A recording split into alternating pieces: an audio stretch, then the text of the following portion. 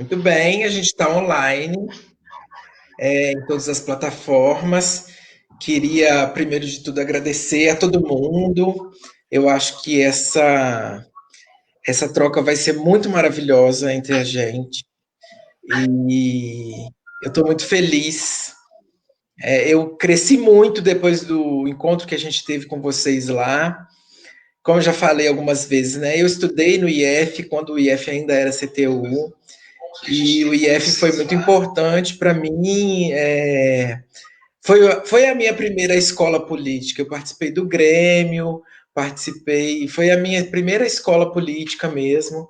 E eu acho muito importante isso, esse lugar, e que ele vem agora, né, com esse debate do antirracismo, do antifascismo, do feminismo preto, né, e da questão anti-LGBTQI fóbica. Muito obrigado a todos vocês, estou muito feliz pela participação. Eu acho que eu queria que vocês se apresentassem assim.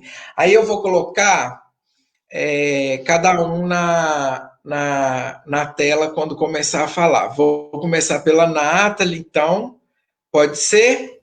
E aí eu vou sair, a Nathalie se apresenta, depois a gente vai fazendo um a um, tá?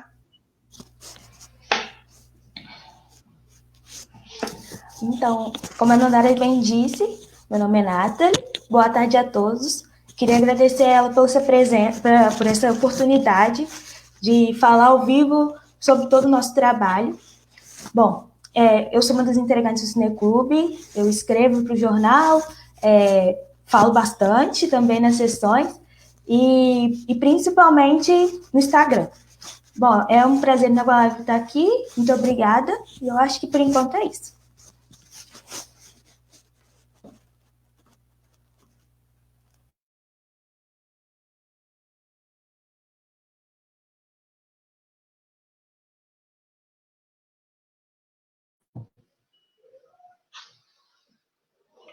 Eu sou a Emanuele, desculpa, que o microfone estava desligado. Eu faço parte do Cineclube também. E também queria agradecer a Dandara pelo convite incrível da gente poder estar participando. E eu faço a resenha do jornal junto do Henrique e da Nathalie também. E eu acho que é isso.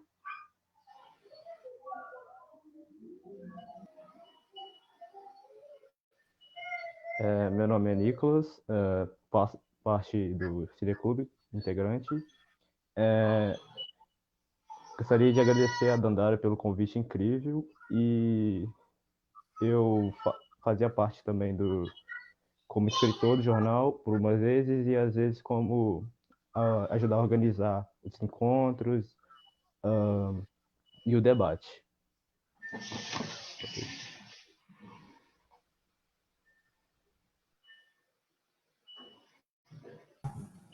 Oi, eu sou a Maria Luísa. Eu queria agradecer pela oportunidade também. Eu acho muito incrível a gente estar tendo esse espaço. Eu sou responsável pela diagramação do jornal, ajudo nas redes sociais e já cheguei a escrever também. É isso.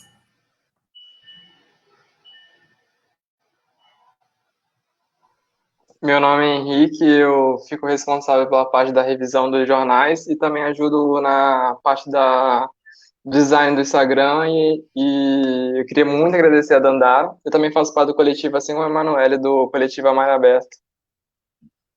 É só isso mesmo. Sou eu. Eu sou a Amanda, sou professora de Sociologia do IF, Sudeste MG, do Campo Juiz de Fora, desde 2010, e sou coordenadora do Cineclube, um projeto que eu acredito muito e que eu aprendo mais do que ensino.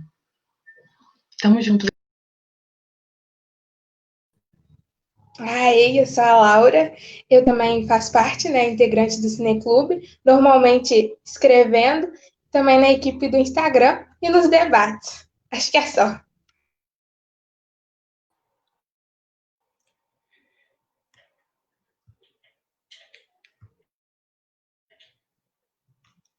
Desculpa, Amanda, eu cortei você, que eu achei que você tinha finalizado e tô voltando todo mundo. Vamos botar as nossas carinhas ali para a gente se ver já já aí. Aos pouquinhos a gente vai colocando. Ó, a Amanda entrou. Laura já está. Acho que eu vou deixar a gente participando, porque agora eu vou fazer a primeira pergunta, e aí vocês podem ir respondendo, porque eu queria saber, falta a Amanda, que eu vou...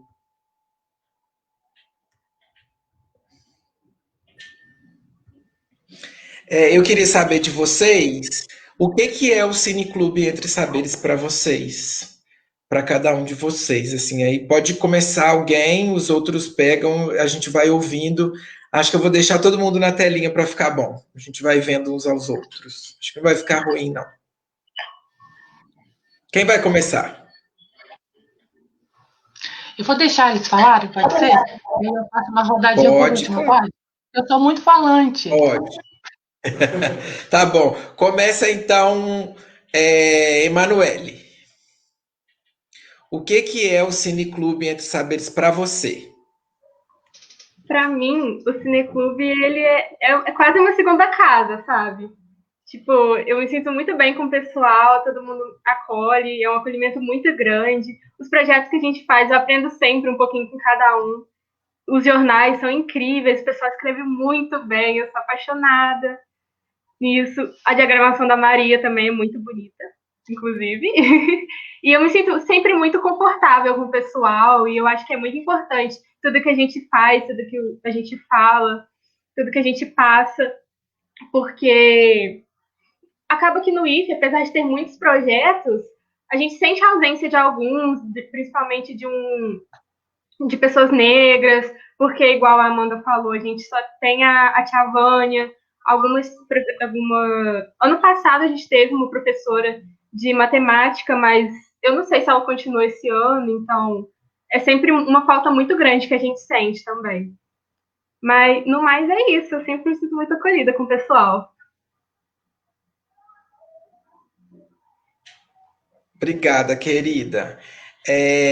Nicolas. Opa! Para mim, no Cineclube, eu entrei como integrante por uma grande curiosidade e porque eu queria experimentar um novo tipo de aprendizado, um novo espaço e, assim, para mim foi extremamente acolhedor e é um espaço que provém para todos um grande crescimento pessoal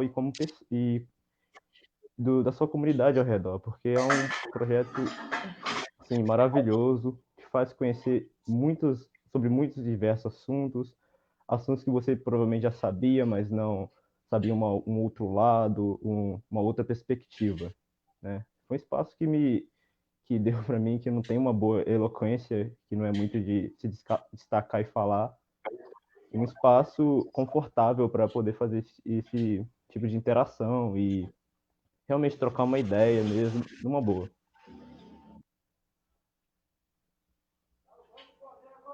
Ótimo. Nathalie.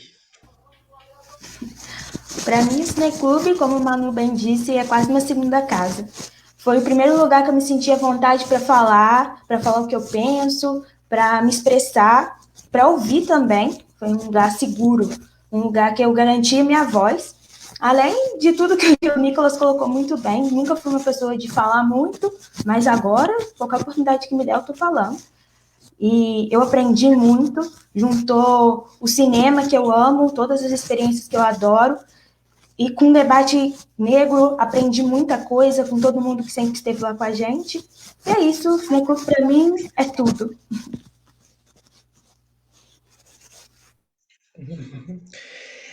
Henrique.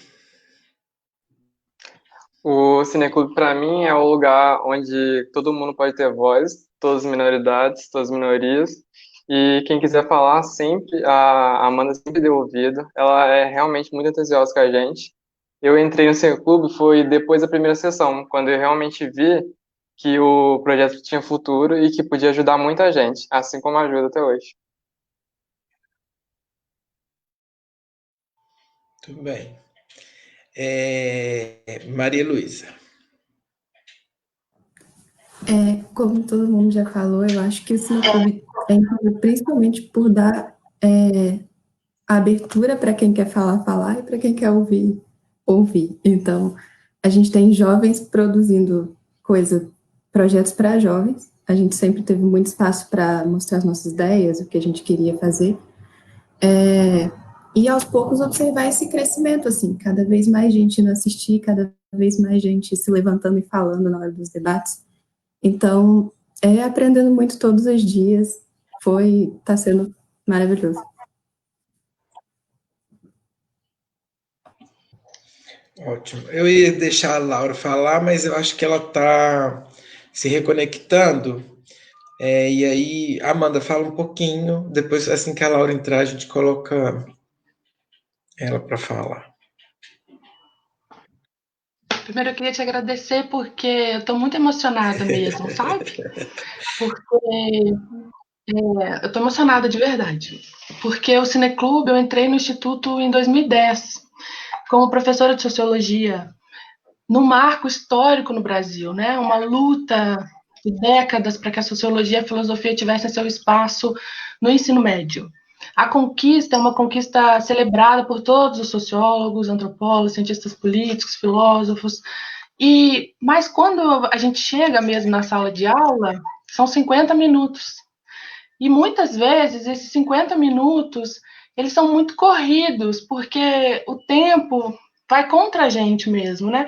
A sociologia que eu pratico é uma sociologia que eu gosto que tem uma... Eu bebo muito na fonte do Bourdieu, então ele diz que a sociologia é um esporte de combate. Então é quase uma prática. Então, 50 minutos eu senti que não cabia. Então, lá em 2010, como um espaço de resistência mesmo, eu entendi que eu precisava colocar a minha paixão. Então, o projeto se apresentou para mim. O Cineclube, porque sou uma cinéfila, ele se apresentou. Eu gosto de pensar no Cineclube quase como uma entidade. A metáfora que o Cineclube para mim representa é de um útero materno, sabe? Então, é quase como se ele tivesse vida própria. Hoje nós estamos na 4ª edição, então ele começa em 2010, e aí tem 2011, 2012. Lá eu sou acompanhada por uma bolsista chamada Suzana. Depois eu me torno sindicalista e dou uma afastada. Volto em 2016, 2017, com uma equipe de 3 alunos, Brian, Débora e Rafael. E aí em 2019, retornando da licença maternidade, um grupo de alunos, na época, segundo informática, intitulado Mary Jane, resolve passar filmes no Instituto que estão em cartazes. Então, assim, filmes que estão rodando no shopping, eles começaram a fazer divulgação, a gente vai passar aqui. E eu lá, vivendo a minha vida e tal, e os meninos deles, e eu me pego no meio de uma discussão entre a direção e os alunos. E eles querendo passar o filme e a direção dizendo, não pode. Aí eu falei, não, peraí, vamos organizar isso aqui, vamos junto. Eu volto com o projeto, a gente articula com vocês. E aí, então, a gente fechou um coletivo. E aí, coletivo mesmo, no sentido de um esforço pleno. É claro que nem às vezes eu tento pautar umas coisas, mas num esforço genuíno de que todo mundo esteja ocupando o mesmo lugar, o mesmo espaço de poder, de voz, de fala. Então, o convite foi feito para essa turma, a turma veio, quem quis, e aí a gente começou a trabalhar quase como uma incubadora. Então, a gente tem o Cineclube, tem o jornal, tem as mídias sociais, e aí, depois por isso que eu falei que eu ia falar por último, porque eu sou falante, tá vendo? E aí a gente acabou desenvolvendo uma história que é alguma coisa das mais bonitas. Então, assim, eu quando olho para quem está aqui, para todos nós, é muita felicidade. O Cineclube, então, é um espaço de realização, de afeto, de amor mesmo, sabe? E de cultura. Então, é um espaço de resistência. Eu também estou muito feliz, porque fiquei muito feliz que vocês terem aceitado o convite e de ver o rostinho de todo mundo, porque de fato estar ali naquele local me emocionou muito e me marcou muito também. Aprendi muito mesmo. Laura.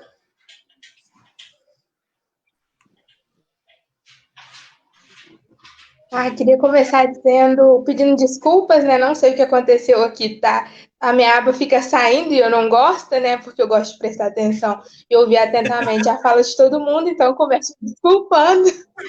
Mas, pegando aqui, eu peguei, eu acho que a fala da Amanda quase toda, concordo plenamente. Eu acho que o Cineclube é, para mim, particularmente, um lugar onde eu descobri minha potencialidade. Então, é um lugar em que eu comecei a escrever de formas que eu nunca tinha escrito, em que eu comecei a falar de formas que eu nunca tinha falado, em que eu descobri que eu gosto mais de cinema do que eu pensei que gostasse. E descobri que eu gosto mais desse pessoal aí também do que pensei que eu gostasse. Eu acho que é tudo que eu peguei um pedacinho da fala de todo mundo e eu concordo plenamente. É esse lugar seguro, é um lugar de resistência, é um lugar de potencialidades, é um lugar de acolhimento, de felicidade.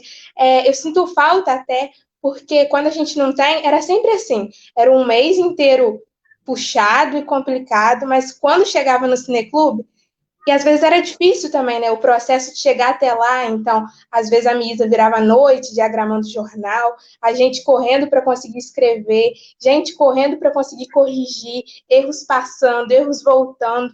Mas quando a gente chegava lá, aquele momento que a gente estava com todo mundo, era pleno. Não era mais um trabalho, não era mais. Era pleno. A gente saía dele feliz, a gente saía dele renovado e a gente saía dele querendo fazer mais, querendo fazer de novo. E se a gente aguentasse, se o dia tivesse mais de 24 horas e o mês mais de 30, 31 dias, a gente teria feito muito mais.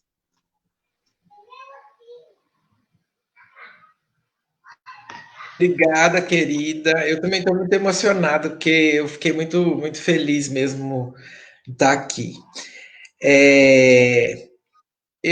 A gente pesquisa um pouquinho, né, a respeito de quem a gente vai falar. Eu não gosto de aprofundar muito porque, assim, acho que as pessoas têm de se apresentar, falar quem são, a que vieram, por que estão aqui, que é isso que a gente está fazendo mesmo, né? Mas eu vi lá no jornalzinho, no jornal que vocês produzem, um texto intitulado E Não Sou Eu Uma Mulher. E essa frase ela é muito categórica, né? Porque ela está no livro Mulheres, Raça e Classe, da Angela Davis. Quando a Angela Davis fala sobre Sojourner Truth, que é uma mulher preta escravizada, que faz esse questionamento, né? Vocês aí, mulheres, estão defendendo mulheres, mas não sou eu uma mulher, né? Desculpa, cliquei aqui sem querer, gente.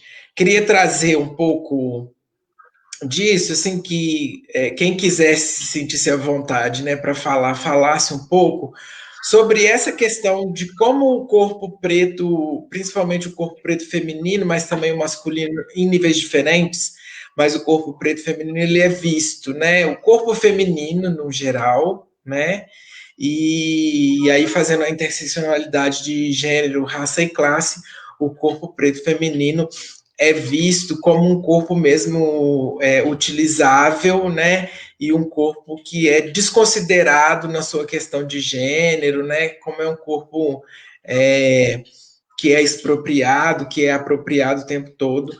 E aí a gente depois faz o gancho de por que vocês trouxeram essa fala e qual era o filme para a gente fazer o gancho lá no filme. Mas aí eu queria que alguém de vocês que se sentisse à vontade falasse um pouco sobre essa questão. Pode falar, Laura. Tira aí o... Eu gostaria de falar um pouco sobre a minha perspectiva, né? Autora do texto. Talvez eu faça algumas autocitações a mim mesma aqui, então aí vocês me perdoem o narcisismo. Mas eu vou deixar o gancho um pouco, porque foi um processo por causa do filme, né? Então, foi um processo que lendo o filme, depois eu li Quem Tem Medo do Feminismo Negro, obrigada Amanda, ela que me deu o livro de presente. E aí lá de Djamila cita, né? Cita a Soul Jones e cita o texto também da Angela Davis. E isso ficou na minha cabeça, né? Foi uma época em que o feminismo negro estava muito... Eu estava descobrindo ele, descobrindo o que ele significava para mim e para a sociedade, descobrindo também a interseccionalidade em si. E aí, falando um pouco sobre os corpos, né, de mulheres negras que são tão objetificados. E aí eu gosto muito da forma como Angela Davis fala, né? Porque realmente assim, e não só ela, né? Ela, depois a Djamila e a Sojourner também. E aí esse Não Sou Uma Mulher, né? Isso me pegou muito forte, porque realmente, né? Lutando pelo quê? E aí a gente está falando aqui até, não é uma crítica ao feminismo branco, ao feminismo liberal, marxista, é só um ponto de vista do feminismo negro, né?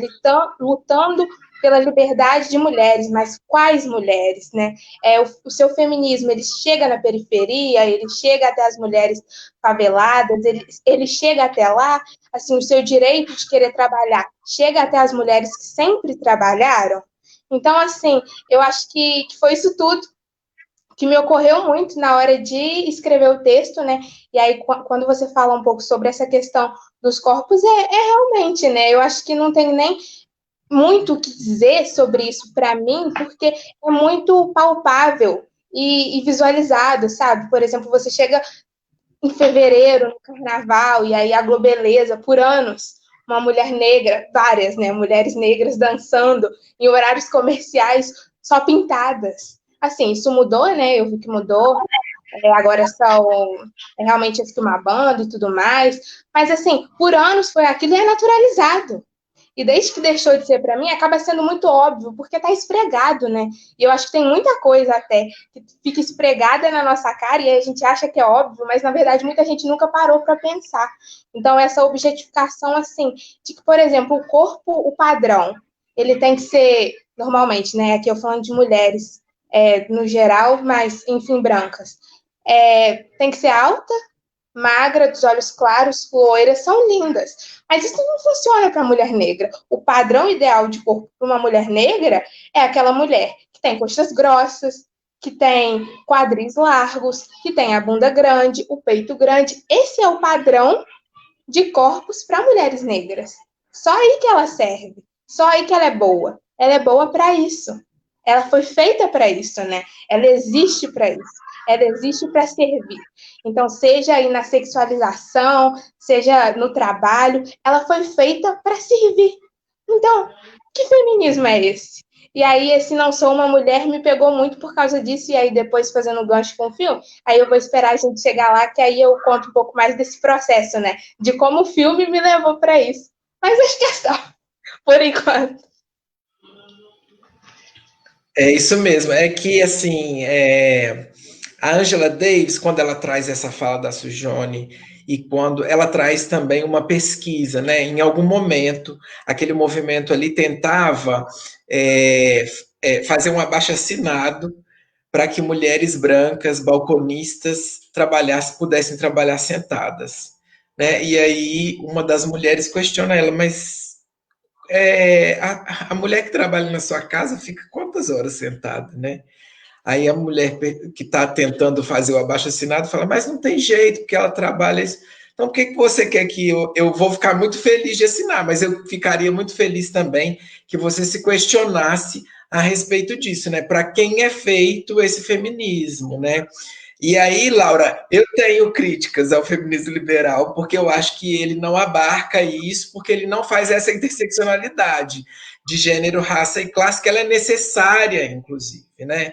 Porque senão, porque o que acontece, né, no final das contas todas? Se você não faz a interseccionalidade, nós somos mulheres que trouxemos o Brasil nas costas até aqui e continuamos carregando esse país.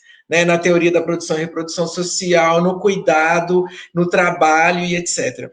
Então, como a gente tem, né, uma base social formada na pré-acumulação do capital através da exploração do corpo preto, não tem como a gente falar numa sociedade que não inclua o debate de raça e fazer essa crítica ao liberalismo, porque ele não faz esse debate, não faz porque para ele classe não é um debate. Então, como as duas coisas estão juntas, né, raça e classe, elas se complementam e elas se interseccionam o tempo todo, a gente precisa fazer esse debate mesmo. Então, eu tenho. Tá? A crítica. Eu acho que assim, a gente vai debatendo, vai melhorando o processo, né? Cada um na sua, mas eu acho que a gente precisa também colocar qual é a nossa posição e qual é a nossa realidade, inclusive, daquilo que a gente defende. Mais alguém? Nicolas. Aproveitando o gancho da Laura sobre, agora oferecendo a perspectiva em questão masculina, né? A objetificação, a sexualização do corpo do homem negro, e que ela se dá, assim, em minha perspectiva, em três não, dois fatores, né? Você tem a objetificação, no caso de é um corpo que serve para o trabalho braçal, que ele só serve para atividades braçais, que é o cara que joga futebol, o jogador de basquete, enfim, isso desse trabalho que não envolve uma carga intelectual, por favor. E tem a objetificação no sentido sexual, né? A sexualização exacerbada do homem negro, que é o falo grande, é o que tem a potência sexual na cama e que não reflete na realidade de muitos, né? E o terceiro fator que eu, pelo menos, considero como mais grave é a tal incapacitação intelectual do homem negro, né? Dos negros no geral. Pelo menos, eu vou seguir na área de técnico da informação, né? E essa é uma área que, infelizmente, é uma área que está seca de técnicos negros, e de você ver realmente um negro que tem uma grande influência e uma presença muito na área, né? Tanto que eu acompanho alguns desenvolvedores em redes sociais, e vira e mexe vem esse assunto sobre como até mesmo digamos, a escrita de certas coisas dentro da área dos técnicos de informação, ela carrega um cargo, tem uma carga racista também.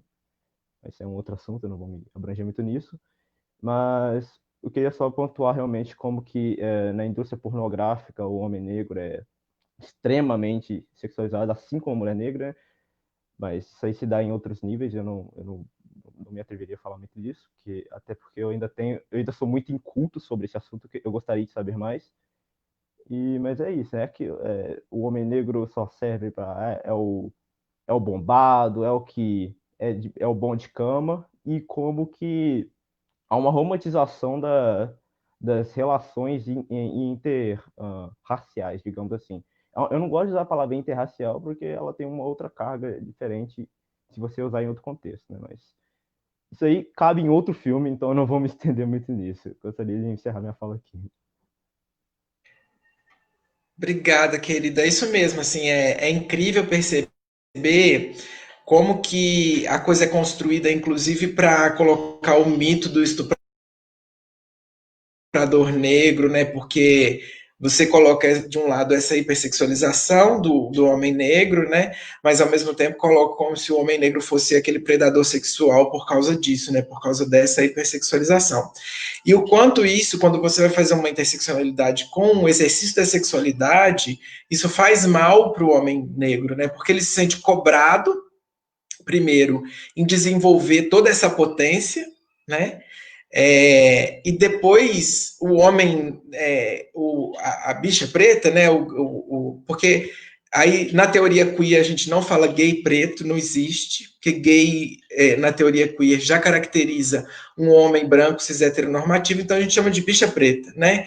E aí o quanto isso também, na questão da sexualidade da bicha preta, ele causa um constrangimento e como a pessoa não consegue exercer a sua sexualidade, porque ela é cobrada o tempo todo dessa potência, dessa virilidade e dessa atividade, né, no sentido de ser ativo sexualmente, né, e o quanto que a gente pode fazer, inclusive, essa interseccionalidade dessa exploração dos corpos. Mas aí a gente trouxe isso porque um dos filmes que vocês passaram lá é o Estrelas Além do Tempo, né, que fala sobre as 3 cientistas negras da NASA, e aí eu queria que agora a gente fizesse essa interseccionalização para mostrar como, inclusive, o nosso trabalho intelectual ele é apropriado e ele é utilizado, né? Como essa expropriação escravocrata, ela não deixou de existir até hoje, e ela continua existindo naturalmente.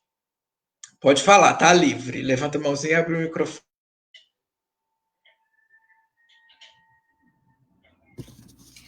Bom, já puxando o gatilho do meu filme favorito, se não o favorito, eu acho que com o que a Laura falou está muito ligado. O filme todo se trata de tudo. Eu não sou uma mulher em várias situações que elas passam, em várias coisas que são restritas a elas. Então, foi um filme que o debate foi emocionante, principalmente por ter a Vânia lá, bibliotecária. Ela contou a experiência dela para a gente, ela debateu com a gente, foi uma coisa emocionante. Realmente, pessoas choraram, eu inclusive, de contar histórias das nossas mães, das nossas avós, das nossas tias, quanto tudo, a herança escravocrata que a gente tem prejudica a gente até hoje. Então, elas, né, antes, né, anos 80, 70, mas a gente vê isso até hoje. Eu vejo isso dentro da minha família mesmo.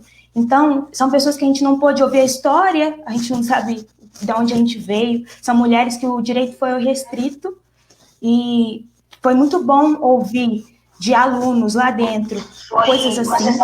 Foi uma sessão que a gente ouviu homens falando das próprias mães. Isso para mim foi bem emocionante, aliás, porque os homens que reconhecem isso, quanto as mães deles, principalmente pretos, reconheceram o quanto as mães deles lutaram para eles estarem ali. Foi uma coisa assim inimaginável de emoção. E acho que vou deixar para as pessoas falarem mais. Mas quem? Laura quer falar, que falou que ia segurar para depois falar quando a gente falasse. Pode falar, querida. Posso falar? Então, eu gosto de pensar também que a gente começa essa jornada, né, com esse grupo que a gente chama agora de nós, coletivo, com o segundo à época, agora com o terceiro informática, de uma forma muito despretensiosa, sabe? Mas, ao mesmo tempo, muito séria.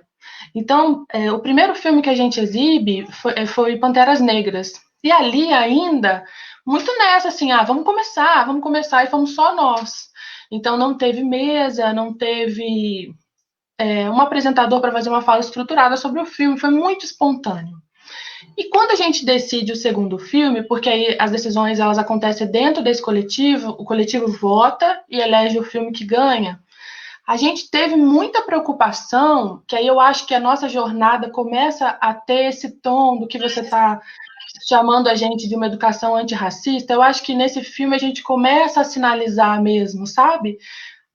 Eu tive uma preocupação, e todos nós tivemos, de ter muita verdade, porque assim, precisava ter alguém que pudesse trazer a experiência na pele mesmo, sabe?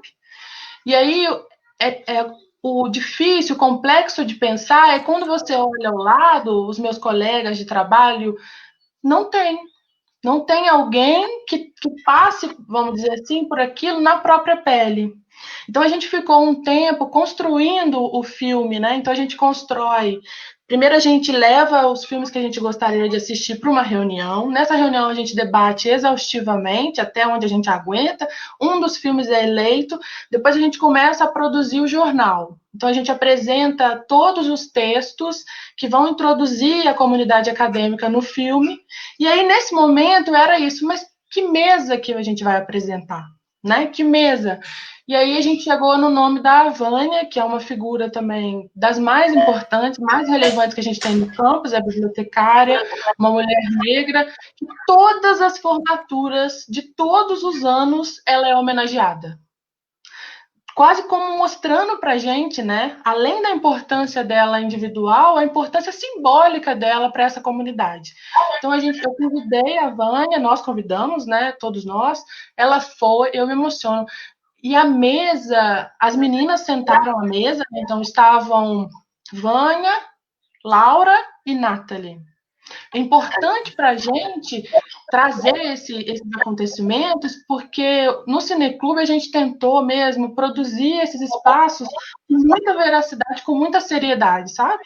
Então a gente assistiu o filme, que é um filme, como a Nathalie coloca, um dos preferidos dela, um filme impecável, mas quando o filme acaba, a história começa para a gente. Né? Então a gente pode ouvir em detalhes a Vânia entrando, nascendo, ingressando na sua família, chegando no colégio, sofrendo todos os preconceitos e trazendo toda essa sua trajetória, que é uma trajetória vitoriosa, né? E aí o mais emocionante é esse, no final, as pessoas se colocam a falar. E aí eu acho que talvez o Cineclube, o ponto dele, chave mesmo, para essa construção, né, para a nossa pequena contribuição para uma educação antirracista, é que ali a gente cuida para que as pessoas possam se manifestar e possam se fortalecer, construir seu discurso, se apresentarem num espaço, num ambiente muito cuidadoso e sem julgamento, né? Então, assim, o que a gente traz, que eu considero quase como uma perspectiva feminina do conhecimento também, não tem avaliação. Não tem quem tem uma nota mais alta ou uma nota menos, sabe? Não tem. O Cineclube, eu comecei a enfrentar alguns delicadezas de professor me dizendo assim, olha, não pode mais ser na quinta, porque os alunos não estão indo na aula, não pode mais ser na sexta, porque os alunos não... Ou seja, a gente estava produzindo um conhecimento, mas sobre outra perspectiva, sobre outra narrativa, né? Então, ali no Estrelas Além do Tempo, porque eu acho que a gente vai aqui construir um pouco a trajetória, né? E aí eu queria também ressaltar que enquanto vocês falavam, eu fiquei aqui ouvindo, porque é isso, assim, que pessoas incríveis que trabalham comigo, sabe? A juventude tem muito a dizer. A juventude tem muito mais que eu a dizer, né? Então, que coisa linda, a construção política, existencial, né? E aí, então, esse é o espaço que a gente cuidou. E, assim, as manifestações eram múltiplas e diversas, mas nesse sentido, é a produção de um outro tipo de conhecimento, com outras características que não passam pelo ranqueamento, não passam por uma avaliação, quem é melhor, quem é pior. É uma prática de afeto, né? Então, assim, você está cuidado, você está no ambiente protegido e você pode sim se manifestar e não terão avaliadores. Eu acho que esse era o ponto de fortalecimento, porque aí me fortalece também, né? Não à toa esse espaço existe, porque eu também preciso muito dele, porque é um espaço de fortalecimento coletivo mesmo.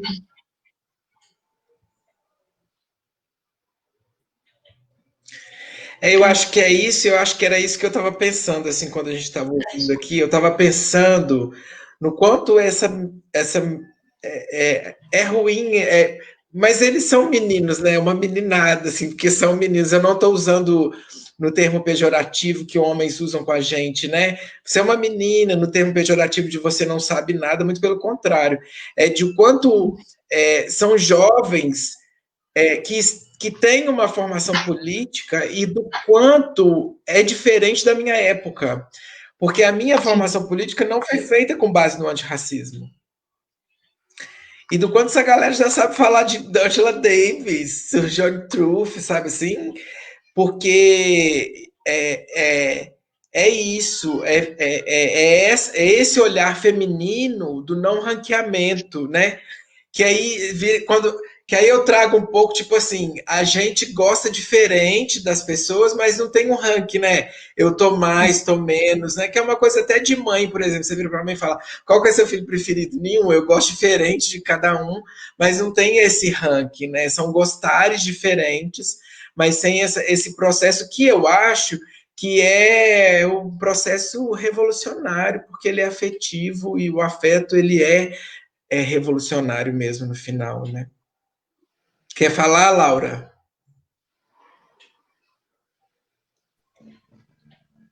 Eu acho que a Amanda e a Nathalie colocaram muito bem. Eu só vou falar do quanto esse filme trouxe representatividade mesmo. Uma representatividade que a gente não está acostumado, né? Não só de trazer a tia Vaninha, que foi muito importante também, chorei horrores. Mas eu acho que do próprio filme, né? De mulheres cientistas e mulheres que possibilitaram um fato histórico, né?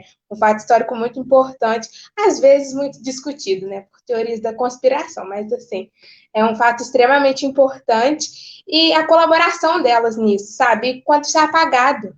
E o quanto foi muito bom, na verdade, desde a primeira sessão, né? Desde Pantera Negra, quando a gente começou a falar sobre protagonismo negro, a gente não estava falando de racismo necessariamente. A gente estava falando de protagonismo negro. Então, a gente estava falando de cultura, a gente estava falando de representatividade, a gente estava falando de ciência. E aí, depois, eu acho que quando a gente fosse encaminhar para a Corra, né, eu acho que talvez a Amanda até fale, porque foi um fato muito importante, ela já citou anteriormente, mas do que a gente passou, né, por não dar prioridade, são filmes que a gente gostava mesmo, com protagonismo negro. Qual era o problema? A gente não via nenhum.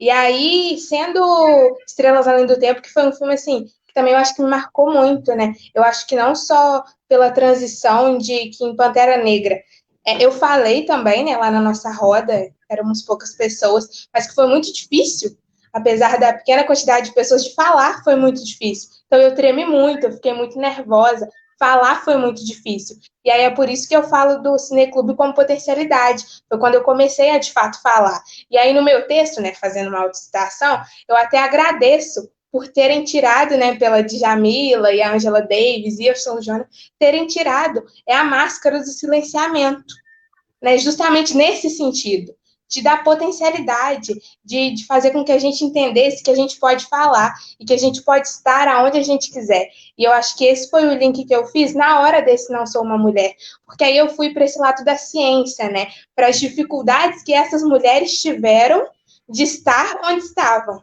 E aí de como isso não era igual às dificuldades de outras mulheres. E aí foi quando, né, e aí aquilo acabou convergindo, né, com essa questão da interseccionalidade, do feminismo negro, e aí surgiu esse texto aí, só isso. Um texto Muito brilhante. bem. Isso mesmo. Você falou aí no Corra, e aí, assim, o Corra, para mim, ele é um filme que ele é nevrálgico, ele traz um nervoso pra gente, né, assim, porque além do suspense em si, né, tem algumas frases que são muito características,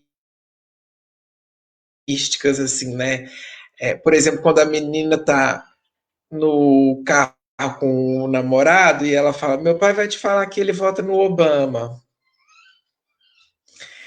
E aí, o quanto a gente não percebe isso no momento e o quanto isso é emblemático, porque é o primeiro sinal de que o filme vai falar sobre racismo, sobre rede e sobre o quanto a gente ainda tem de debater uma política possível, baseada no afeto, que não seja política, que seja uma política abolicionista, que não seja uma política que faz guerra, que vê a morte como solução, genocídios e etc. Mas, para além disso, que é uma parte da crítica do filme, né? Porque o filme tem várias camadas de crítica, né? Ele faz várias camadas em críticas sociais diferentes, tendo como base a questão do racismo estrutural, né? E também a questão da exploração do corpo preto, né?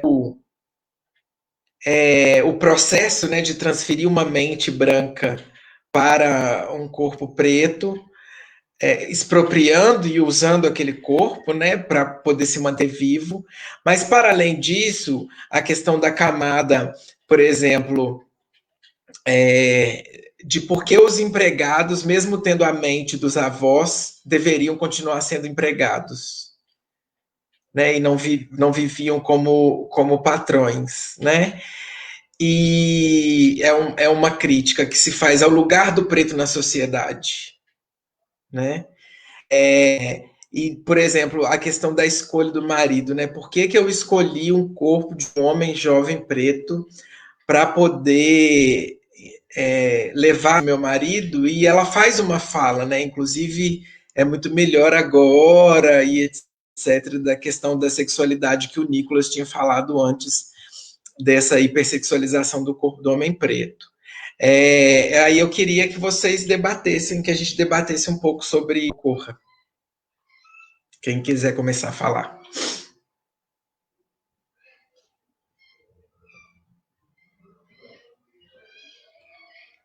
Emanuele pode falar um pouco. Ah, Nicolas, tá bom. Vamos lá. Assim, Corra chegou para mim como também um dos filmes, um dos melhores filmes que eu já vi na minha vida, por diversos fatores, pelas simbologias que é empregado pelo diretor e por como a jornada do herói, né, é guiada.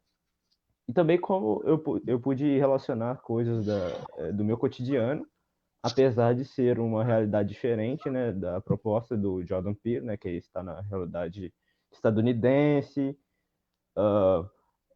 com a segregação racial extrema que é lá, que aqui também existe no Brasil, né, de dada de outra forma. Mas, assim, a questão de como que eles vão lentamente te dando, digamos assim, dicas do que vai acontecer e do como essa, como é que fala? Aquela cirurgia do cérebro, de como eles fazem enfim, não vou lembrar o termo específico, mas como eles vão mostrando a diferença entre as diferenças súbitas entre o que o protagonista espera que os negros da casa teriam e como ele é recebido, né? Ele espera mais uma atitude mais espontânea dele, mas ele vê aquela toda travadona, toda aquela que não se parece com aquela pessoa, né? E eu acho que assim, o mais marcante para mim foi quando ele estava junto com a então protagonista feminina, né, sentada observando o lago e eles estavam fazendo o leilão dele, né, jogando bingo, né, que tem toda aquela tradição do bingo nos Estados Unidos, né, entre as pessoas mais velhas. E assim, entrou toda aquela questão que eu falei que ia melhor deixar para outro filme, de como o corpo negro do homem negro é objetificado. E, bom, mas né, na produção de Corra, a gente teve aí a reviravolta, né, que foi o ápice aí, o clímax máximo do filme, de como o protagonista foi e supriu, né, essa loucura que estava acontecendo na casa da então namorada dele. E assim, é simplesmente genial. Eu não vou conseguir muito diluir o que eu consegui sentir naquele filme, porque essa questão das relações birraciais são muito presentes na minha família mesmo. Então foi meio que um baque para mim mesmo ver aquele filme, de como eles tratam as relações birraciais em uma outra realidade, sabe? Porque aqui meu avô é casado com a minha avó, que é branca, meu tio está noivo de uma mulher branca. Então, assim, foi realmente um grande baque para mim, esse filme.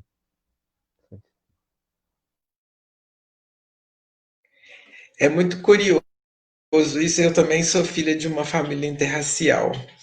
E eu acho que isso, Nicolas, parte inclusive do processo de que a gente não fez o debate de que o nosso país nasce da exploração do corpo da mulher preta e do estupro, inclusive, né? Como senhores de escravos estupravam mulheres pretas para produzir mais escravos, inclusive para utilizá-los em outros lugares da produção que não fosse a força física do campo, porque esses corpos eram produzidos pelos escravos de onde vem essa superexploração do corpo masculino, né, preto, que é o garanhão, que é aquele que fazia vários filhos, considerado mesmo um cavalo reprodutor, um animal reprodutor mesmo, né? Os corpos pretos eram considerados corpos produtores de mais corpos para exploração. Mas o quanto isso tem um lugar também de racismo, né? E o quanto a nossa família, às vezes, reproduz o racismo, né? Tanto a parte branca quanto a parte preta da família, né? A gente tem o mito da democracia racial no Brasil, que é colocado como se a gente vivesse muito bem todo mundo, né? Que não tem essa segregação racial, pelo contrário. Mas eu acho que isso é um debate que a gente pode aprofundar, inclusive, sobre famílias interraciais e o quanto esse racismo afeta os nossos corpos diuturnamente, porque a gente vive dentro desse racismo cordial, que é feito até pela pessoa preta mesmo da família, ou pelo branco da família, mãe ou pai, né, que faz esse racismo cordial, assim, de colocar prendedor no nariz para o nariz ficar mais fino da criança, né? Isso é um racismo cordial, porque ele é feito por uma pessoa próxima da família. A Nathalie tá ali com uma carinha ali. Mas alguém quer falar?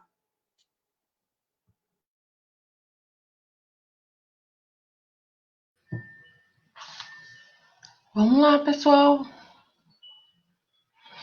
Esse é nosso ápice também da nossa jornada do herói, né? É isso que eu ia Como o Nicolas fala ali da o jornada. problema que teve, Se alguém quiser comentar, pode falar, depois eu falo. Quer falar, Nathalie? Fica à vontade. Então, agora acho que é a hora certa para a gente falar do que a gente passou, né? Como a Amanda disse. Primeiro que a gente, nas nossas reuniões, como a Amanda bem disse, de que a gente fica horas discutindo qual filme vai ser, a nossa primeira decisão foi por que não levar o filme para o Pentágono e as pessoas votarem.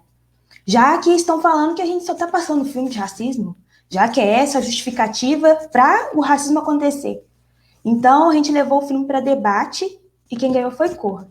Isso já é muito emblemático de quanto a instituição precisa de falar sobre racismo, de quanto a instituição é carente disso e de quanto os alunos ainda precisam de representatividade. Então, eu sentada lá, recolhendo votos, escutava: nossa, eu já vi esse filme, mas certeza que ver com o Cineclube vai ser diferente. Nossa, eu já vi esse filme, mas eu sinto que eu preciso de novo falar com vocês vai ser diferente. Então, assim, foi uma experiência assim, de necessidade. Eu acho que essa palavra que descreve bem Corra na nossa trajetória. E depois, durante a sessão, assim, assistir, e é isso, né? Assistir os filmes com o nosso grupo e com as pessoas é uma coisa muito espontânea, né? Uma coisa muito diferente. Porque eu assisti 2, 3 vezes para conseguir escrever todos os detalhes que tem no filme, que é um filme, nossa, nem sei falar. Eu amo Jordan Peele, ele é genial. Mas assistir com todo mundo é uma coisa surreal. As pessoas, elas gritam de emoção, principalmente na hora dos plot twists, é uma coisa, não tem como descrever, mas ele foi muito, ele é muito, assim, acho que posso esquecer dos outros filmes, mas ele nunca, porque foi isso, as pessoas viram, inclusive na minha fala, eu lembro direitinho, a gente contando para as pessoas do episódio que a gente tinha sofrido, as pessoas, nossa, que isso, assim, mas a gente conseguia enxergar nas caras de uns que também sentiam isso. E depois do filme, e a gente viu na cara dessas mesmas pessoas a diferença, né, de que, nossa, olha, eu enxerguei nesse filme o que eu estava falando antes. Então, assim, emblemático.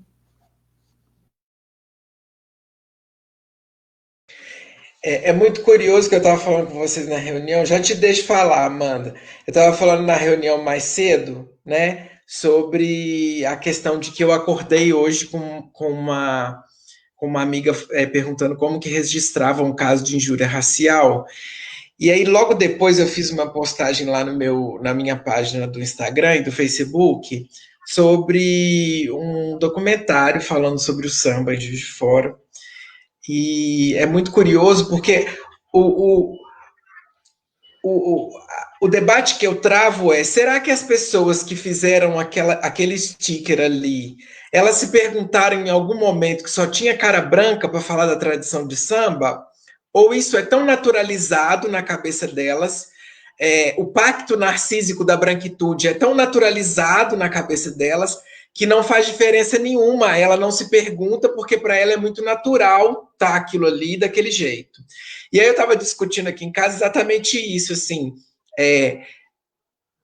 essa reclamação que as pessoas fazem, né? Por que você só está debatendo sobre racismo?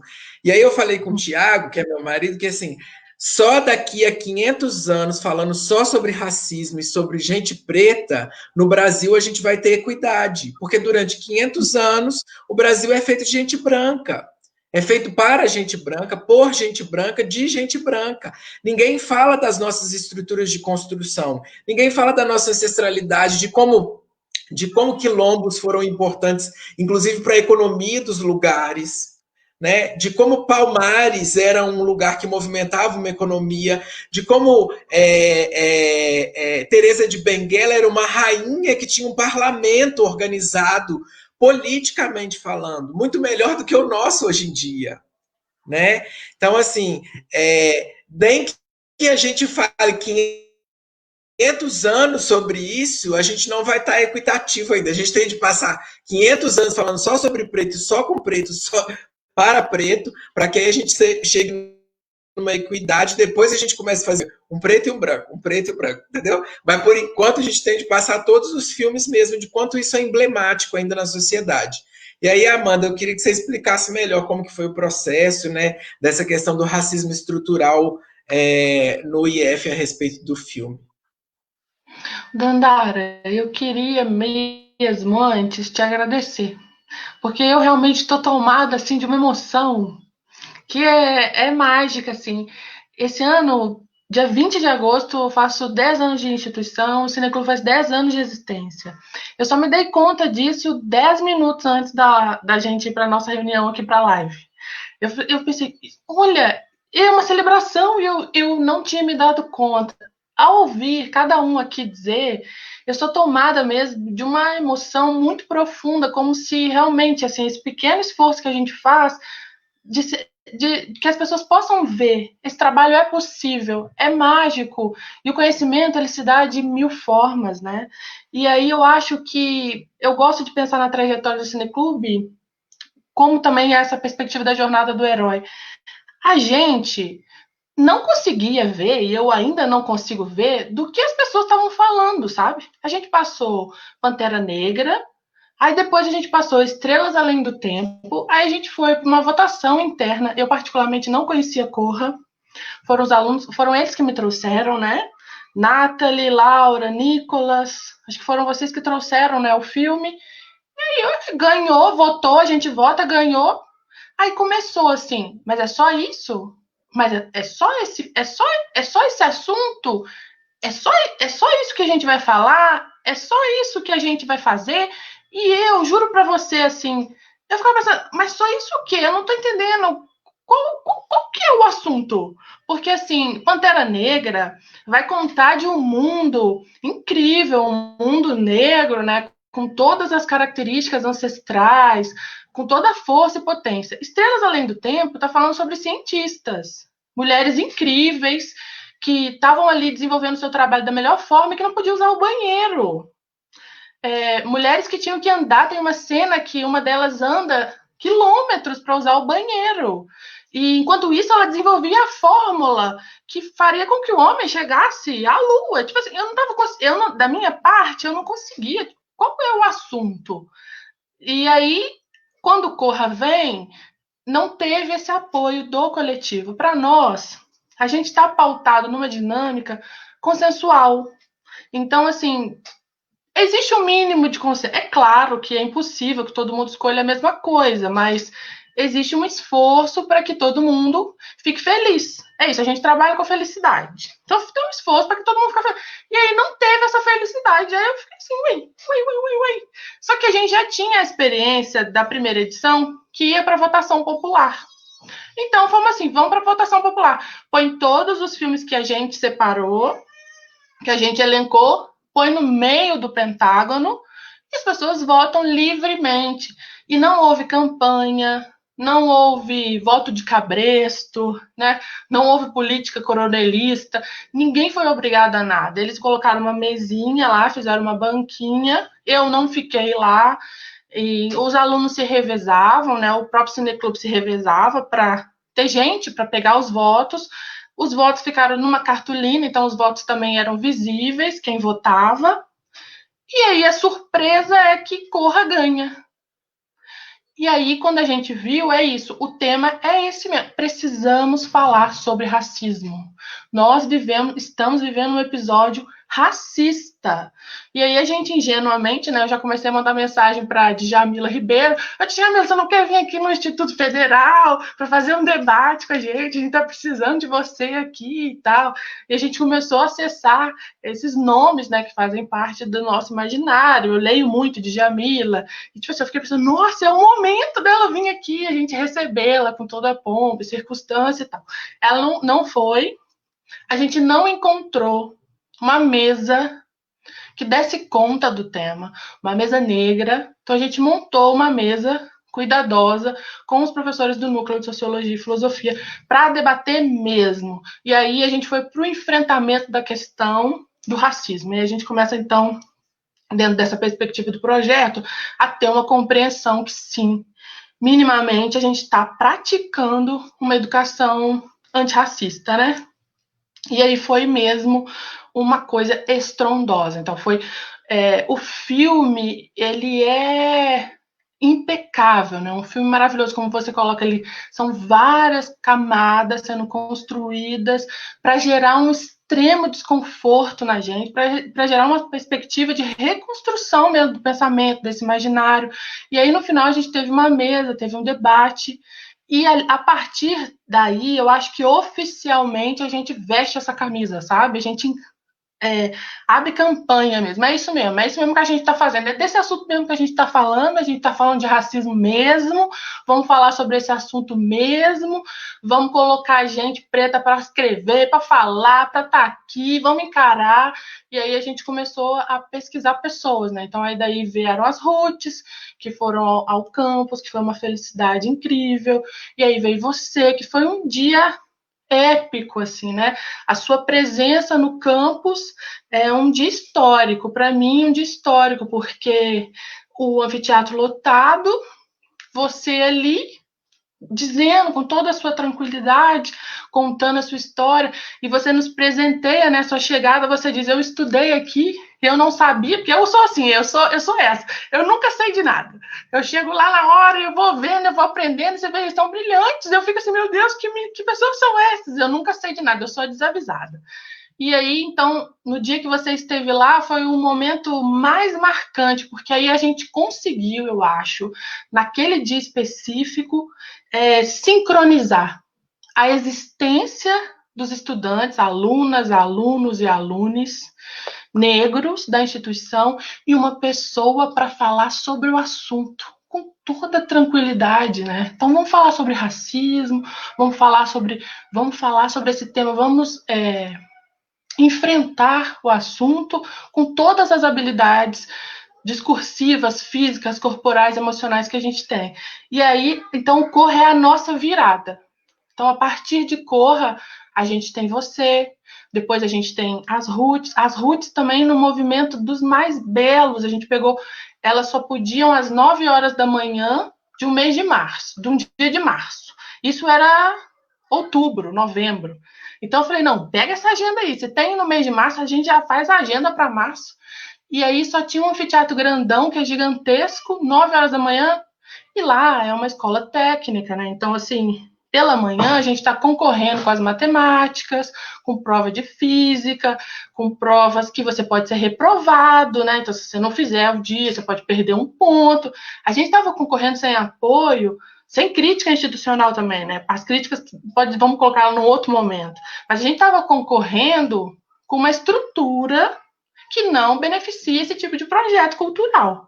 Simplesmente não havia espaço no anfiteatro, e da mesma forma como foi a sua presença, porque eu me lembro, né, que eu estava ali sentadinha, te escutando, achando tudo ótimo, maravilhoso, e as pessoas falando, e teve um momento que você precisou dizer, gente, eu preciso ir embora, né? Eu também tenho o meu compromisso, eu tenho minha vida aqui, porque a sensação que eu tinha é que as pessoas iam te deixar ali, tipo assim, efetivamos ela, é professora aqui do campus. Francisco, meu bebê, tá chorando. E já vou, amor, já vou, só um minutinho. E da mesma forma foi também. Então, a partir daí, a gente tem uma guinada, né? A gente tem outras formas de apresentar. Porque aí a partir daí a gente já se apresenta assim. A pessoa não precisava mais perguntar sobre qual a questão que a gente estava falando, a gente já dizia, né? A gente vestiu a camisa, encampamos mesmo. Pode pegar, Francisco, não tem problema não, pode trazer para cá, tá? A gente não, a gente adora criança, pode pegar, não tem problema trazer não. ele um pouquinho? Claro que pode, por favor. Eu volto já. Vamos conhecer, vamos deixar ele falar também aqui. Pode trazer também, não tem problema não. Foi muito curioso mesmo a minha participação, porque eu acho que é exatamente isso, assim, nós entramos numa seara, né, e fomos construindo uma seara ali na minha participação, e eu sou muito tranquila para falar do assunto que a gente vai colocando, porque eu preparo alguma coisa, mas eu sou muito tranquila para falar do assunto que aparecer também dentro desse debate interseccional aí, lindeza, de gênero, raça e classe. E aí, vou aproveitar e fazer o gancho, eu queria trazer um pouco mais sobre um outro filme que vocês passaram, mas acho que a gente não vai ter tempo, que eu quero debater um pouco essa questão também, que foi uma coisa que apareceu lá, né? Eu comentei que eu tinha sofrido vários exemplos de racismo dentro do CTU, que agora é o atual IF Sudeste. Eu tive um professor que falou que japoneses eram melhores do que qualquer um outro brasileiro. Esse professor é extremamente racista, a gente teve vários problemas com ele, né? E aí acho que a partir disso veio, né, o questionamento das meninas, inclusive uma menina que estava lá de trança no dia falou assim, ela foi muito enfática em dizer de que adianta a gente dizer, né, sobre empoderamento, sobre a questão se a gente não tem, se a gente é considerada pelos nossos professores pretas raivosas, porque a gente não tem uma epistemologia negra, né, a característica de como, inclusive, mulheres pretas falam entre si e com os outros, né? E a gente não considera que mulheres pretas falam dessa maneira porque a gente vem sendo silenciada há 500 anos nesse país. Né? A gente vem sendo desconsiderada, vem sendo objetificada, vem sendo deixado de lado, vem sendo obrigada a usar o banheiro de não sei quantos metros para lá, a gente vem tendo os nossos corpos utilizados para produzirmos outros corpos para exploração há 500 anos, né? E aí ela fala isso, como que pode alguém querer que eu seja simpática no meu falar? Né? Se isso é uma coisa que perpassa o meu viver. E aí eu queria perguntar um pouco de qual que é a importância, né, dessa questão, não só da representatividade, porque aí eu acho que e aí a gente discutiu, inclusive, sobre o erro da questão das cotas terem vindo somente para os alunos e não para os professores, né? Qual que é a importância, para além da representatividade da pele preta, né, mas do entendimento da epistemologia preta dentro do colégio, né? E aí o que isso influi numa educação antirracista, né?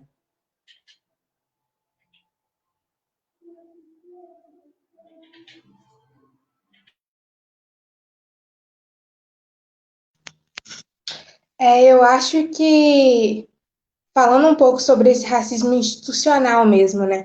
Eu acho que a gente tem o racismo como estrutura mesmo, de todas as instituições. E aí eu acho até absurdo mesmo que a gente precise criar, então, alunos e aí alguns professores precisam, de fato, criar um ambiente para que se possa falar disso. Assim, é quase que como ninguém enxerga, né? Como ninguém enxerga que nesses lugares de poder, de autoridade, não tem pessoas negras. E que elas não são entendidas. Então, a gente vai na escola e é uma historinha muito bem contada, né? Porque academicamente, assim, eu acho que uma pessoa academicamente ou minimamente sensata sabe que racismo existe. E reconhece que racismo existe. Mas fica nisso, né? Para nisso. Então, beleza, eu sei que racismo existe, eu sei que a maioria dos funcionários públicos aqui, que as tias que limpam tudo mais, são negras, e eu sei que eu não tenho professores negros, mas é isso.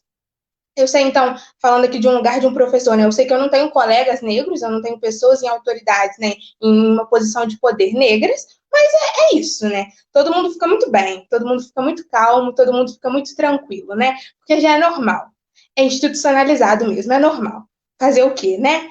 E aí, essa historinha sobre sobre essa coisa mesmo de raivosa. Inclusive, Dandara, eu acho que essa foi uma das suas falas que eu e Nathalie escutamos no Encrespa e que nos fizeram, assim, que nos fez gostar tanto de você.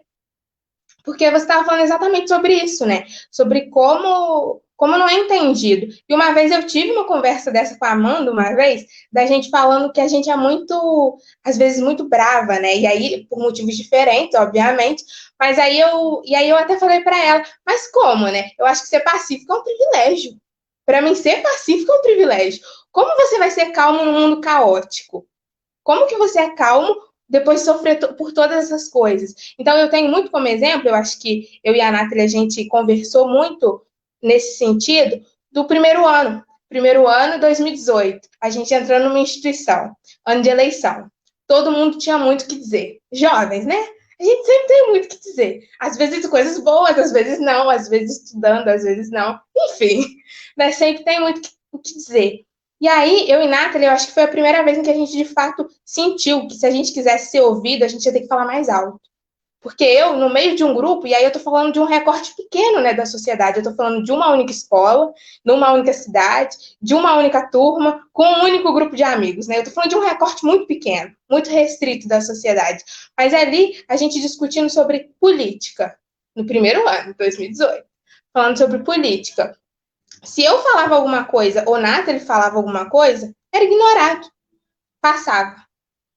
Era um sopro, assim, um vento, passava. Agora, quando alguma outra pessoa branca, seja um homem ou uma mulher, falava sobre política, mesmo que não concordasse, aquilo era debatido. Então, eles não estavam não nos respondendo porque não concordavam conosco, porque não nos escutavam. E foi ali que eu entendi que, de fato, não tinha como ser pacífico. Se eu quisesse falar, eu ia ter que falar mais alto. Se eu quisesse ser ouvida, eu ia ter que gritar. E foi aí que eu fiquei até mais rígida nos meus posicionamentos, incisiva, sabe? De um jeito que, assim, até em trabalho, você não vai passar por cima da minha opinião, não vai. Você tem que pelo menos escutar. Eu sou uma pessoa muito democrática, eu escuto muito as outras pessoas. Então, assim, se a gente não concorda, a gente chega num consenso. Eu não tenho esse problema, né? Eu não tenho esse ego. Eu acho muito engraçado, né? Eu acho que eu e a Ana, a gente até já discutiu sobre isso também, sobre esse narcisismo, né? De pessoas brancas, essa coisa, de onde que existe esse ego, né? E aí a gente falando da pirâmide, aí no topo o homem branco, né? De onde que fica esse ego, né? Um negócio inatingível, né? Que a pessoa quer ser ouvida acima de todo mundo, né? Ela quer colocar, né, a autoridade dela, a vontade dela acima de todo mundo. E assim, eu não sou assim, eu sou uma pessoa muito democrática mesmo. Só que assim, não vai ser passado por cima mais. Então, assim, desde que eu entendi o que era aquilo, e eu acho que foi um processo difícil, foi um processo muito raivoso também, e difícil mesmo de ser encarado. De você virar e falar, não, as pessoas não estão me escutando. Eu estou aqui falando, e as pessoas só não me escutam. Colocaram 2 tampões e elas não me escutam. E aí, para você, de fato, ser ouvida, e assim, não tem outro jeito. Como que você vai ser pacífico? Se você quer ser ouvido, você tem que gritar. Tanto que, assim, quando a gente teve essa oportunidade, né, de potencialização, no primeiro cineclube, Pantera Negra, não sabia falar. Como eu ia falar? Eu estava muito nervosa, eu nunca estive nesse lugar. Eu nunca achei que estaria nesse lugar. Eu nunca achei que pudesse alcançar esse lugar. Então, como? Como eu ia falar? Né? Como não eu querer que eu tremesse ou que eu ficasse muito nervosa? Não tinha jeito. E desde então, às vezes eu escuto também. Então, se alguém me elogia e aí eu falo, tá, obrigada só. E aí a pessoa fala, mas nossa, né? Você tem autoestima muito alta. Não, mas você quer que eu fale o quê? Você quer que eu chore, né? Você quer que eu diga, não, obrigada, né? Pelo amor de Deus, me elogia, não vai ser assim. E aí, às vezes, eu sou muito incisiva também nas minhas coisas. Então, você vai me escutar assim. Se você não concordar, beleza, mas você vai escutar. Eu acho que não tem como ser de outro jeito. Eu acho que se alguém descobrir um dia aí uma forma, né? Eu queria muito poder um dia ser muito pacífica, né? Ser muito calminha, igual eu tô aqui agora na pandemia, né? A Nathalie até brincou comigo, você tá muito calma, né? Você tá muito paciente. E aí a minha vontade é continuar assim. Eu adoro meditação, adoro fazer yoga, e a minha vontade é de ser uma pessoa plenamente pacífica. Mas um dia, né? Um dia. E eu não acho que vai chegar, não tão cedo.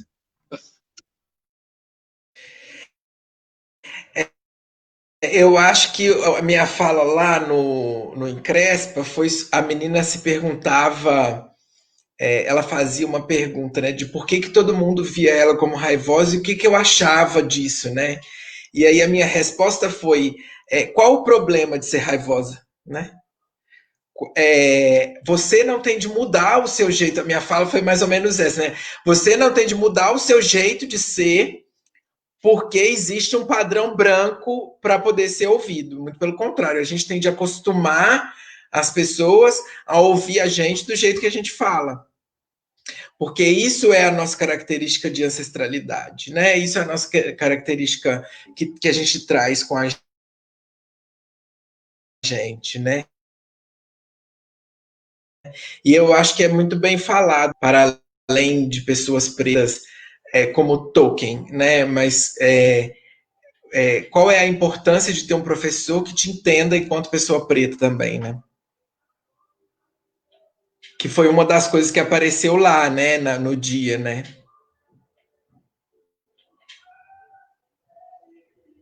Pode ir, Nathalie, eu estava esperando aqui. Tira aí o microfone.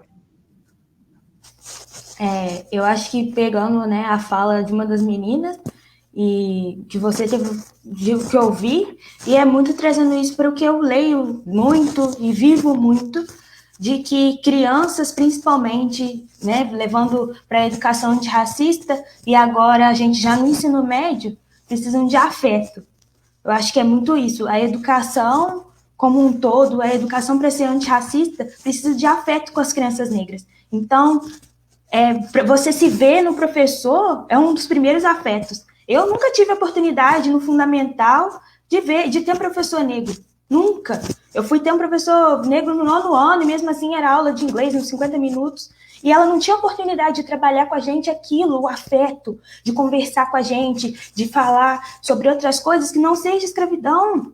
A gente não quer coisa negativa, porque quando uma criança está no 5º ano e a primeira coisa que ela ouve sobre a raça dela é sobre escravidão, aquilo te desmotiva ela totalmente. E eu acho que Joyce e outras intelectuais falam muito sobre isso, de que qual é a motivação que a criança tem de continuar estudando. A gente vê que, até vi um vídeo seu, de que aqui em Juiz de Fora mesmo, a maioria das crianças negras não permanecem nas escolas, é por isso. Qual é o motivo dele de continuar na escola? Então, eu acho que um professor negro, de temáticas negras, sem ser só no dia 20, isso é muito importante citar, é a permanência dessas crianças na escola, a gente falar mais. Então, assim, eu quando tive o lugar, que no caso foi o Cineclube, a minha potência de conseguir falar, eu não largo mais. Agora eu sei que eu posso chegar em qualquer lugar e falar, e conseguir me expressar muito bem, porque eu tive a oportunidade.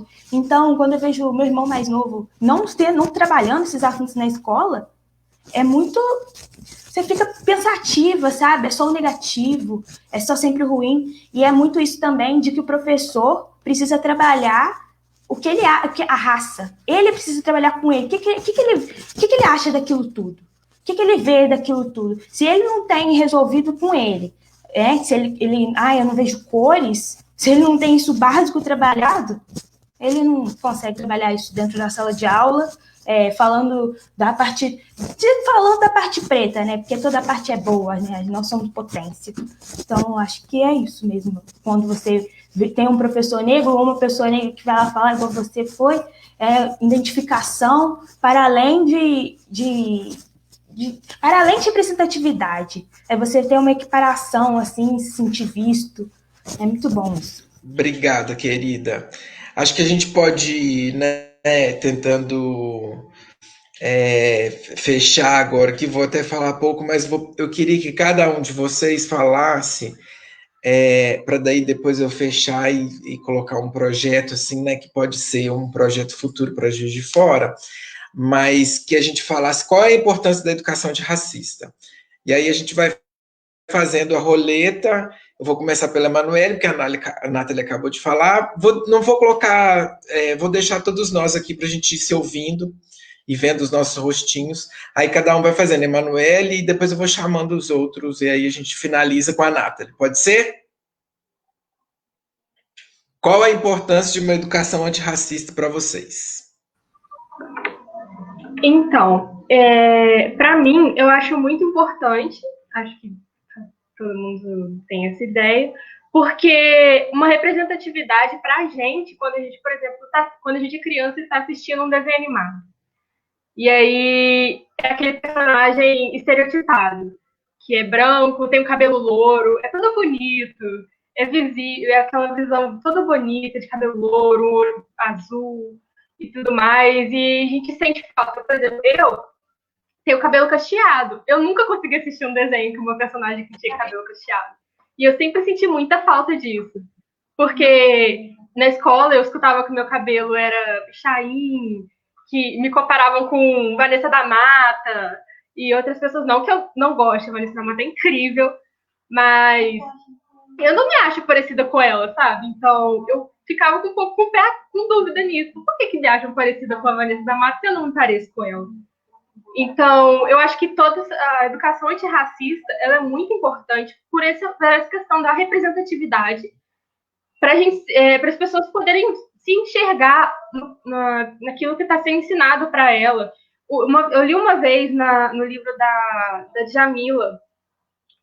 Eu não lembro, não sou muito bom em citar lembrar nome de pessoas que citaram, mas é dito que se você quer destruir uma pessoa, é contar a história dela como se ela estivesse em segundo lugar.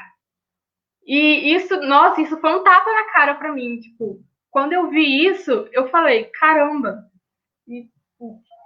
Eu me senti em choque mesmo, assim, eu nem sei explicar a sensação que eu senti na hora. Porque é muito isso que a gente vê hoje em dia. Eu nunca tive um professor negro antes do IFE. Nunca tive. Era sempre pessoas brancas. Já tive até asiáticos, mas nunca tive pessoas negras, sabe? Não que desmerecendo pessoas asiáticas, mas nunca tive. Eu acho que a gente sente essa falta. As pessoas sentem essa falta também. Então, falando diretamente de uma pessoa de ser educada com isso, é também poder saber lidar melhor com as pessoas. Também para poder não chegar numa pessoa negra e falar um comentário racista com ela. Falar um comentário que não seja, que seja, tipo, desagradável. Eu acho que, na verdade, comentários em geral não são muito agradáveis, mas saber chegar numa pessoa e falar agir naturalmente com ela, igual no Corra, por exemplo, teve essa questão do protagonista chega na casa e o pai da protagonista feminina vira e fala com linguagens diferentes do que ele falaria normalmente. Então, eu acho que é isso, sabe? A gente sente essa falta e é isso.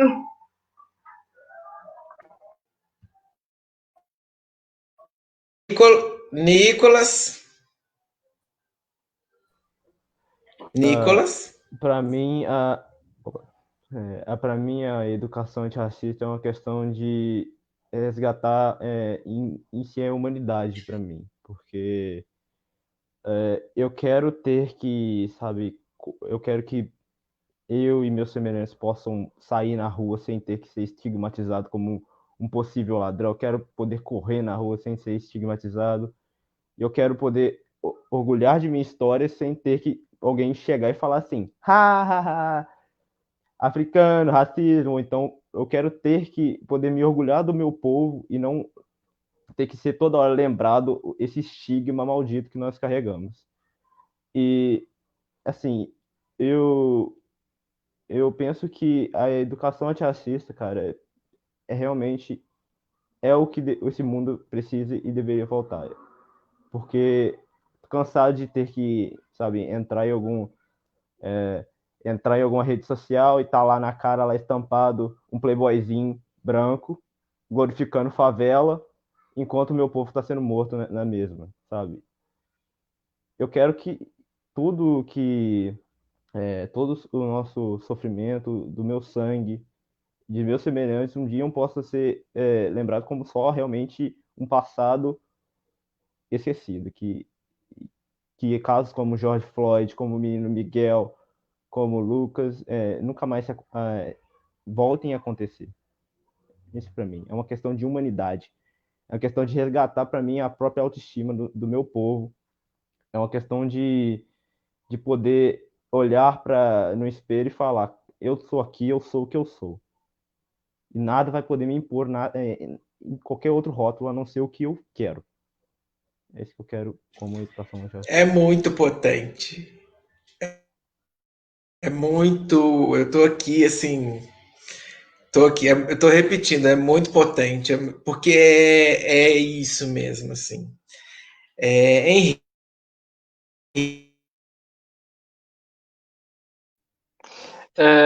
Eu venho de cidade pequena, a minha vida inteira eu morei aqui.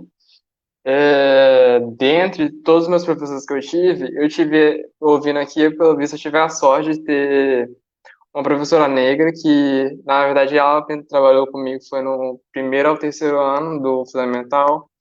Ela me alfabetizou, eu tenho um carinho muito grande por ela, mas, assim, nessa cidade a gente nunca viu, nunca falou sobre isso, a gente não tocou no assunto do racismo, mesmo a minha professora sendo negra. Inclusive, ela era minha vizinha na época. Eu gosto muito dela até hoje, tenho um carinho até hoje, e ainda converso muito sobre ela comigo e tal. Mas, assim, em cidade pequena a gente não fala disso em momento nenhum. Eu tenho muitos amigos aqui, por exemplo, tem assuntos que eu só ouvi falar quando eu realmente entrei no IF, quando eu fui para Juiz de Fora, quando a cidade é muito maior, e que eu nunca, em lugar nenhum aqui em Espanha, eu ia ouvir falar, que eu ia ouvir sobre o assunto, discutir e aprender sobre. Então eu acho que esse negócio de lá o local de fala, ensinar nas escolas isso, é muito importante, não só para mim, mas para todas as pessoas que buscam representatividade nas escolas. muito bem,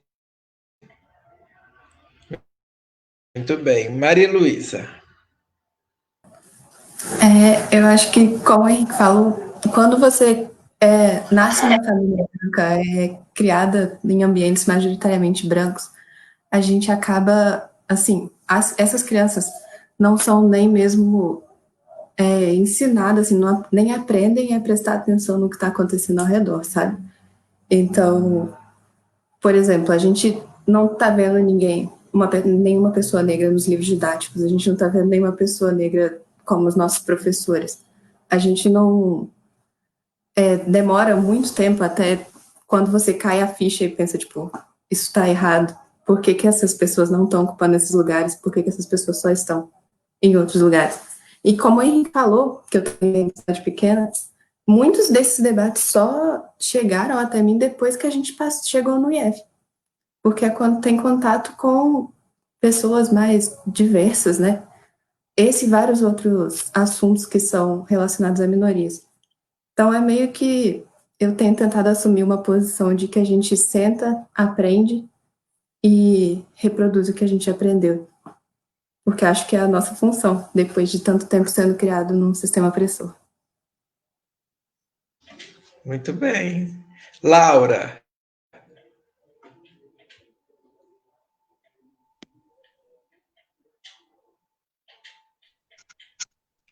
Bom, eu acho até difícil, né, de falar agora. Fiquei emocionada, que eu acho que a fala de boa parte das pessoas eu acho difícil, porque é muito importante como listar, né? Não sei o que é mais importante, é tudo muito importante. A educação de raça é essencial para tudo, sabe? Eu acho que todo mundo, pelo menos quando a gente fala de classe ou de raça, em algum lugar na sociedade, né, tem algum calo que dói em alguém. Bom, a não ser que você seja rico e um homem e branco, realmente, aí eu acho que fica difícil alguma coisa te doer. Mas, assim, no que diz respeito à sociedade, tem algum calo em você que dói. E o racismo, ele é a estrutura disso tudo. O racismo, a sociedade, ela foi estruturada em cima do racismo, ela foi estruturada. Assim, se essas pessoas hoje se levantam, é porque tem alguém lá embaixo. E aí, usando, né, falando aqui da pirâmide de uma forma muito simplista, aí eu estou falando das mulheres negras, né? A base de tudo, né? Já diria Angela Davis, né? Quando a mulher negra se movimenta, a sociedade toda se movimenta com ela. Então, eu acho que é muito importante para essa sensibilidade das pessoas, sabe? E aí também para as pessoas entenderem que o racismo é um problema de todo mundo. Eu acho que isso me cansa muito. Quando nós somos pessoas negras, a gente tem que explicar, a gente tem que implorar algum tipo de atenção, algum tipo de representatividade, a gente tem que ficar explicando realmente, a gente tem que ficar dando aula. Não, porque racismo existe, porque acontece dessa forma. Quando na verdade, como se fosse um problema nosso, como se a gente tivesse criado. E não foi. E não é um problema nosso, é um problema de todo mundo. Se você nasceu no planeta Terra ontem, hoje, 40 anos atrás, 60, 100, o racismo é um problema seu. Ele nasceu junto com você, tá na sua mãozinha também. E eu acho que falta isso, sabe? Eu acho que uma educação antirracista melhoraria tudo. E melhoraria principalmente isso de demorar tanto tempo, né? Que nem a Miísa e o Henrique falaram, de demorar tanto tempo para perceber que existem outras pessoas que estão sendo massacradas e que, assim, que se você está aí hoje em pé e podendo falar e podendo usar sua voz e tudo mais, é porque tem pessoas que não estão conseguindo. E eu sei que muita gente não tem noção disso. E também como teria, né? Como culpar? Como teria? A sociedade é estruturada em cima disso, ela foi feita para isso. É a intenção e está dando certo. E aí, no que diz respeito a pra gente, de como é pra gente, né? E aqui eu tô falando de uma forma que beneficiaria, né, a todos, o Nicolas falou. A gente só quer paz, né? A gente quer ser, que nem eu falei anteriormente, de ser pacífico, a gente só quer ter paz, a gente só quer ser calma, a gente só quer ser pacífico, a gente só quer viver a nossa vida sem pensar se tudo tem a ver com isso. Então, assim, eu falo desse jeito, é porque eu falo desse jeito, é porque eu fui ensinada por causa de uma sociedade branca, europeia e patriarcal. Então, assim, em relacionamentos, sei lá, se um dia me apaixono por uma pessoa branca, e aí? É por causa da sociedade? São os padrões? O que eu acho bonito? Tudo é assim. Então, assim, a gente só quer paz, sabe? Para poder conseguir viver as nossas vidas e nas menores coisas, assim. Nem nas grandes, que nem o Nicolas falou. Tem gente morrendo a cada 23 minutos. A cada 23 minutos um jovem morre. E aí? Quantas pessoas já morreram nesse tempo aqui da nossa conversa? Né? A gente já está vivendo um momento triste com a pandemia. A gente está 1h30 aqui conversando. Quantos jovens negros já não morreram? Então, assim, é dessas grandes coisas, né, desses grandes massacres até as pequenas. A gente só quer ter a oportunidade de viver direito e de escolher, então, sem essas amarras, né, que nem o Nicolas falou, de não achar, né, de não ter que ver pessoas atravessando a rua quando estiver, e aí no caso, né, do homem negro, e de ser ouvido, e a gente só quer viver, né, eu acho que a gente só quer o direito, de fato, de poder viver plenamente nossas vidas apenas.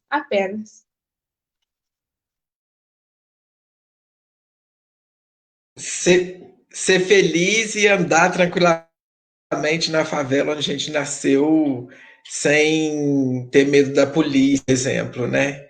Acho que é um pouco disso, assim. Eu costumo dizer que o racismo é um problema do branco e que agora é o branco que tem de resolver, sabe? Porque é ele que criou e é ele quem se beneficia, então acho que agora é ele que tem de, da mesma forma, resolver. E aí ouvir a gente com a nossa assessoria e implementar isso, né? Amanda, depois Nathalie, aí a gente vai finalizando. Tarefa difícil, né? Eu penso que é difícil, é uma tarefa difícil porque é muito simples. Na verdade, dá muito trabalho, porque você vai ter que passar por uma reconstrução de privilégios, né? Reolhar esses privilégios. Eu, como educadora, eu acho que uma educação antirracista, ela é urgente e necessária para que o Miguel não morra num elevador, sozinho, com 5 anos de idade. Isso me devastou de uma forma, e poderia citar muitos outros nomes, né?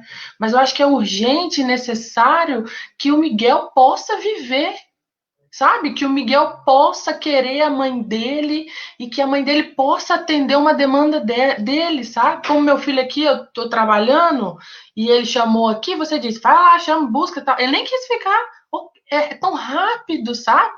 É uma demanda tão rápida. Então, assim, Miguel entrar sozinho no elevador, uma criança que não conhece um elevador, e ser jogada para sua própria sorte, para morrer. A educação antirracista ela é urgente e eu acho que tem muito a ver com reavaliar os privilégios, sabe?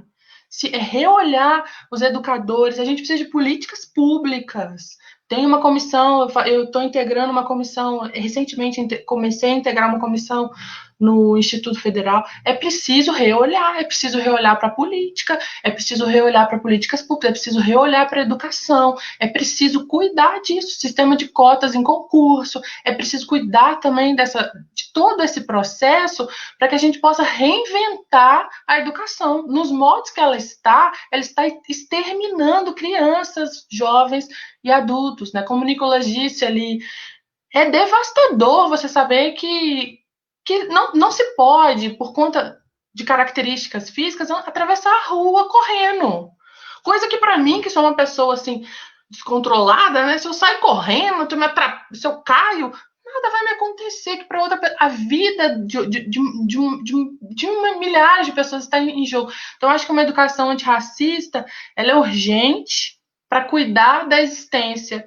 E eu acho, sinceramente, aqui, vou falar de um lugar com muita tranquilidade.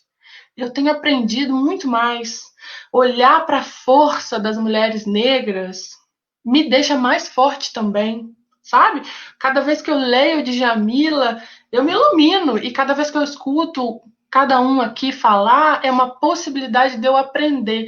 Então, eu acho que passa por políticas públicas, por reavaliar, por olhar para os próprios privilégios e passa por nos fortalecer, sabe, como resistência. Então, eu queria te parabenizar também pela sua campanha, né, por ser pré-candidata.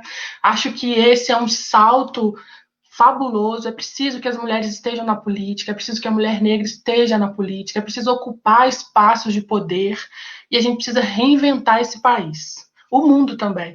Mas vamos começar por aqui, porque é urgente reinventar. E reinventar a educação, eu acho que, modestamente, assim, de um trabalho muito pequeno que a gente tem feito aqui, eu falo com eles, né? A nossa contribuição é uma contribuição grandiosa para nós, mas é isso, é ouvir, aprender, e talvez isso passe também por uma construção do feminino, sabe?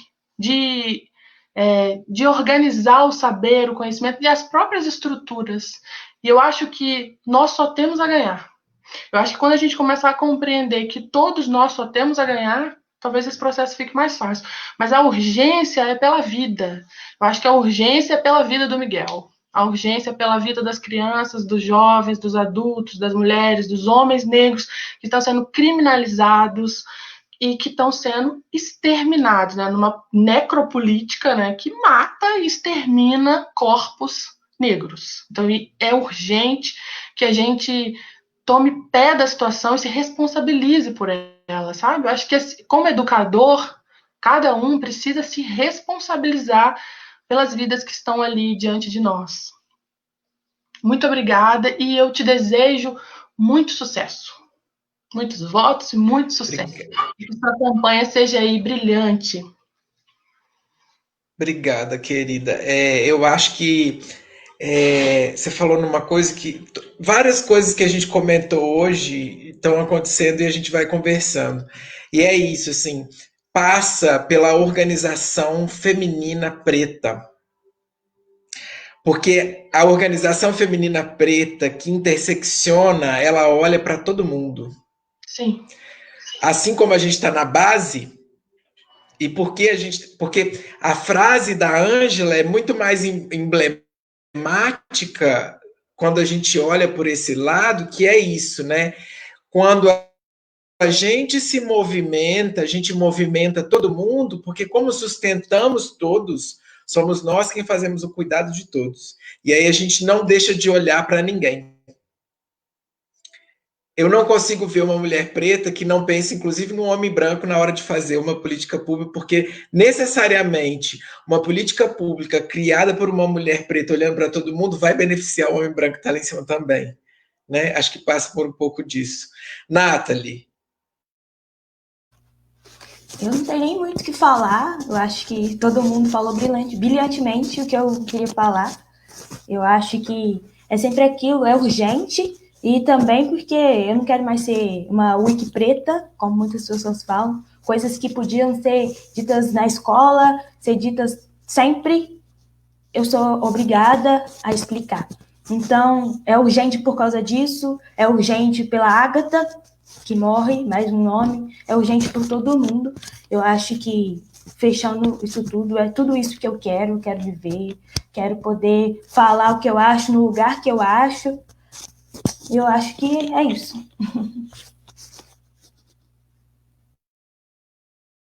Eu queria esperar a Laura voltar, vamos ver se ela volta, mas eu queria dizer de uma vez que, assim, eu espero muito que a gente consiga avançar, né, no projeto do Cineclube Entre Saberes, que essa proposta voltou antirracista, ela possa se aprofundar. E aí eu queria fazer um convite público de que, caso a gente consiga, né, encampar essa mandata aberta coletivo popular, a gente possa contar com a experiência do Cineclube de Saberes dentro da mandata para produzir, né, e para aumentar, né, e implementar em outros lugares a proposta do Cineclube, né? Então a gente sistematiza com vocês e aí a gente implanta enquanto política pública mesmo, que a gente possa implementar enquanto proposta de uma escola para a escola, né? Uma escola antirracista para a escola,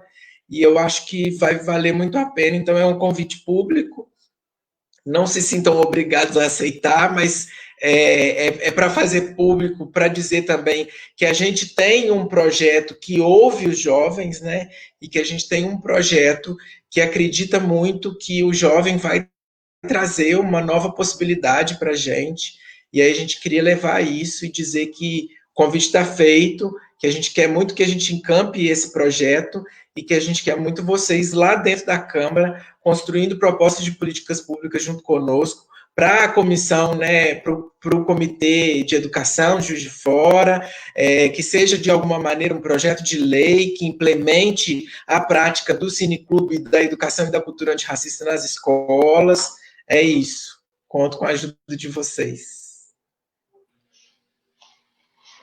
Sem palavras, Dandara. Muito obrigada. E muito obrigada por tudo. Muito obrigada mesmo. Muito obrigada. Sucesso a você. Muito obrigada. Gratidão. E a gente está aqui. Obrigado. Vamos fazer uma despedida, todo mundo aberto, todo mundo dando tchau. Abram aí os microfones. Muito obrigada. Um beijo, foi ótimo. Obrigada. Obrigada, gente. Foi lindo. Obrigada. Estou muito emocionada, muito feliz. Um beijo para todo mundo.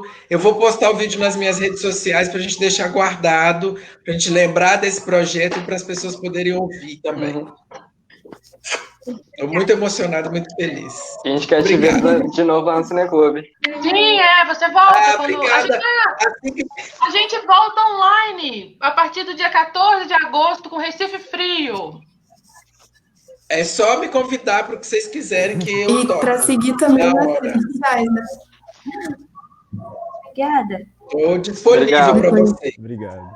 Muito obrigada. Beijo. Obrigada.